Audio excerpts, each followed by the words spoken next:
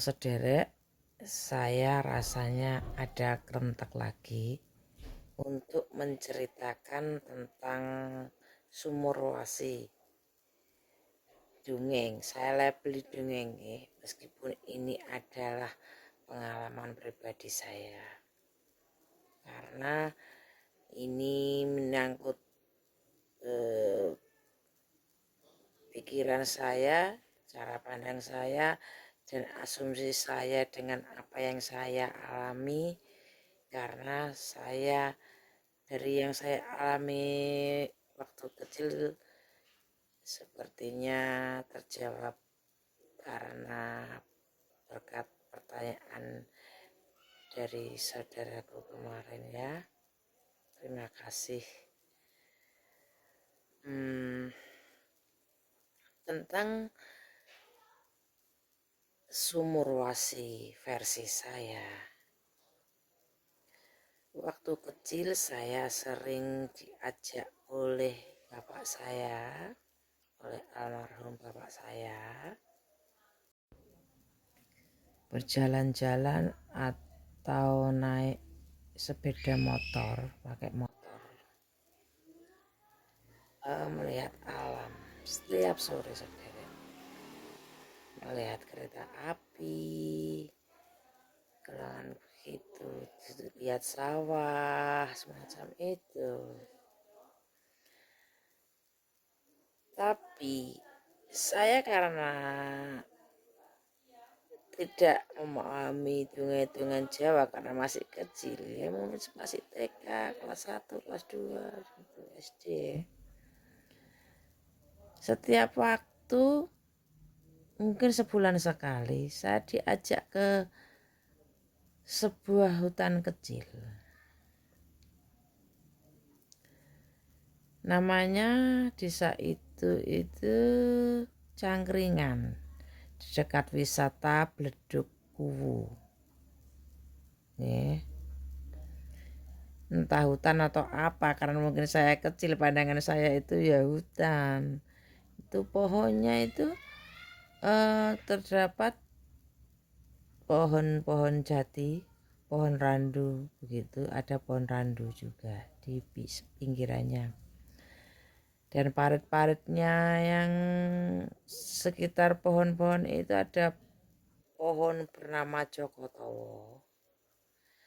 Dan kawasan itu tidak ada penduduknya sederek karena daerah situ terkenal angker. Konon penduduk desa di situ tidak ada yang berani memasuki kawasan tersebut karena itu termasuk lokasi milik pemerintah ya, karena dekat wisata Bledug Kuwu yang tanyanya seperti Lapindo itu, menyembur lumpur berkebul gitu tapi tidak panas. Nah, di sebalik hutan itu kan ada semacam tanah lapang kecil. Sepeda motor bapak saya itu lalu di situ. Saya saat begitu parkir di situ, saya suruh jaga parkir. Kowe nang kene ae nduk, jaga sepedane, jaga motore ya. Karena saya memang sangat patuh pada orang tua saya, apapun kata-kata orang tua saya sangat mematuhi dan menghormatinya. Ya, saya menjaga sampai bapak saya selesai hilang di dalam hutan kecil tersebut. Saya hanya memandangi dari kejauhan. Bisa sampai setengah jam, 1 jam begitu. Nah, suatu kali bapak saya mengajak ke situ lagi tanpa meninggalkan pesan jogo motore ya nduk. Begitu. Karena saya penasaran sebenarnya, dalam hati saya ingin tahu apa yang dilakukan bapak saya. Ini gak salahnya saya mengikuti. Nah, akhirnya saya ikuti dari kejauhan karena bapak saya tidak pernah menengokkan kepalanya kalau berjalan melihat gini linga-lingu gitu, enggak, selalu lurus. Karena saya tahu itu, saya pede aja mengikuti. Bapak saya pasti nggak tahu. Nah, saya ikuti, ada sumur di sana kecil. Uh, Pinggirannya hanya sekitar 20 cm ketinggiannya begitu, lubang itu. Saat mau masuki sumur itu, bapak saya berhenti. Seperti merasakan ada yang mengikuti, mungkin begitu ya. Karena saya sembunyi. Baru saya melihat bapak saya menengok kanan, kiri. Itu waktu itu nggak di samping sumur. Saya mengikutinya agak ke sana. Karena saya takut pas saya bergeser gitu. Hilang di balik pohon. Nah, karena saat saya mengikuti saya berdiri, saya merunduk di balik Jokotowo, sembunyi di semak-semak Jokotowo. Tiba-tiba saya tidak melihat bapak saya. Perkiraan saya, apa mungkin masuk sumur? Enggak mungkin, namanya kecil ya. Belum ada pikiran aneh-aneh. Terus kok hilang di balik pohon? Saya cari dari kejauhan tapi nggak berani mendekat. Nggak ada siapa-siapa. Hanya angin siur-siur begitu. Saya kembali ke motor dengan 1000 pertanyaan di dalam dada. Dan sewaktu pulang, saya terus bertanya, memaksakan diri, bertanya pada ibu saya,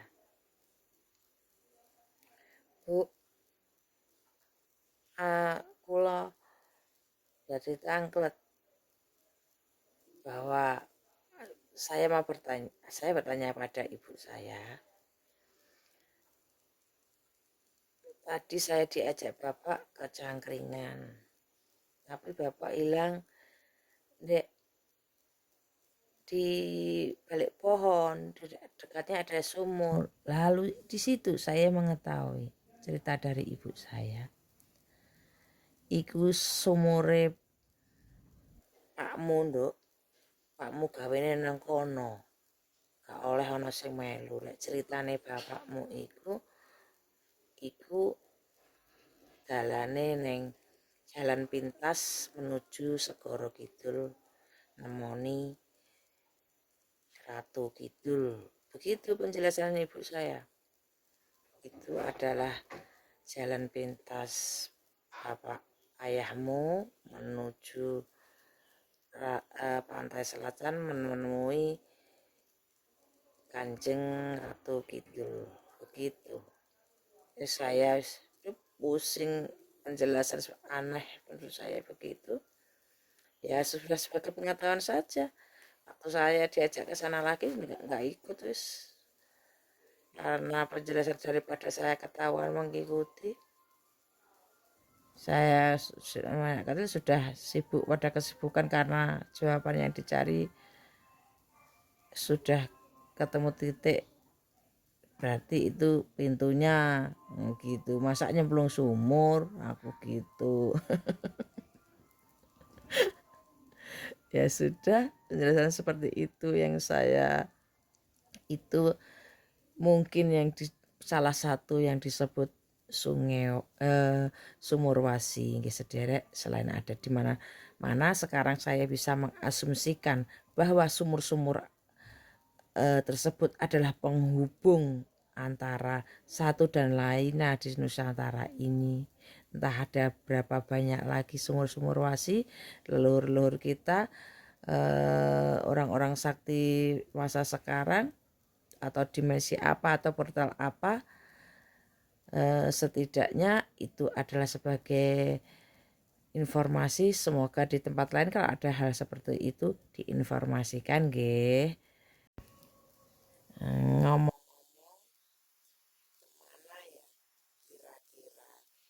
orang-orang piantun-piantun yang suka berkomentar nyinyir dan sok di video saya yang bilang Jarkoni lah, Jarkoni selalu bilang begitu.